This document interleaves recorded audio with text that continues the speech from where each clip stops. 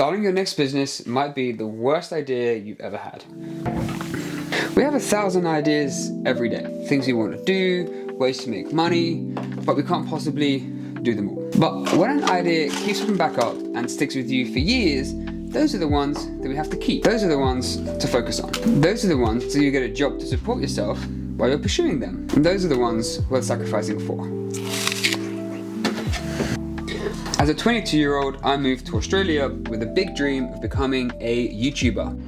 Wow, this place is absolutely just fucking gorgeous. I had a one-way ticket, some decent camera gear, and a bucket load of enthusiasm. But I found out very quickly, you actually have to try at these things, which I didn't. I partied hard. I spent all of my money, which meant I had to get a job, which led to another job, and so on.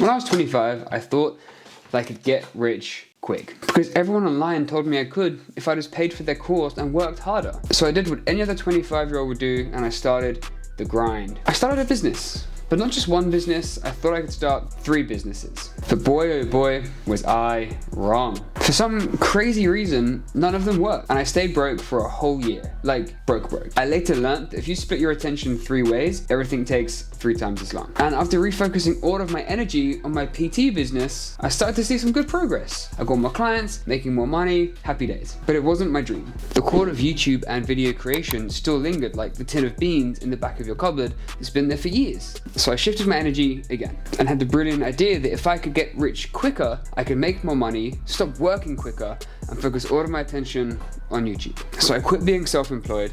I got 4 part-time jobs because that way I can choose when I wanted to work and I can make videos in my spare time. But who knew that juggling 4 part-time jobs would take up all of your time? Not me.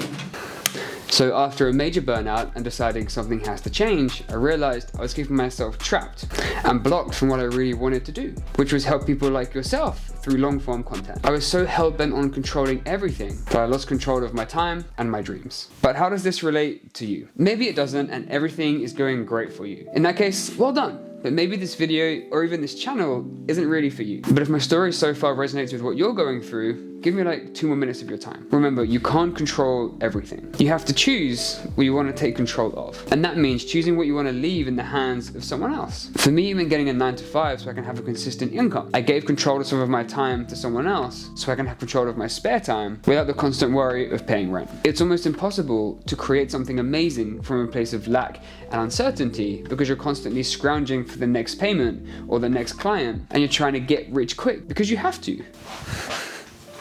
I want you to think of the dream that you have, the one that you know you're put on this earth to do. Now, ask yourself this question. Is what I'm working on right now and the things I'm working towards truly aligned with the life that I want to live? If the answer is yes, fuck yeah, keep going. But if you answered no, then I have one more question for you. What am I trying to control that is stopping me from making my dream life a reality? Sometimes we can spend years doing what we think is the right thing to do, but really we're just keeping busy. We're just trying to avoid doing the thing because maybe we're scared of having what we truly want. What if you let go of that control and just trusted that life actually has your back? And on the other side of that perceived danger is everything you've ever dreamt of.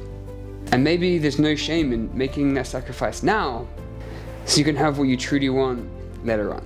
And maybe the freedom that you're looking for is actually on the other side of trust. You know, Mac Miller said, you've got to jump in to swim. And for me, that means letting go of control of all the things we think we need to hold on to get the outcome that we want. When really, to figure out how we're going to get there, the act is not holding on, the act is letting go. And that's what I'm doing right now. I'm letting go of control of some things in my life so I can focus on what I really want. I had to unlearn all of this conditioning that I got from mentors, and I made a video about it just here. And if this video resonated with where you are in your life right now, you can subscribe just up here to see my next video. Thanks.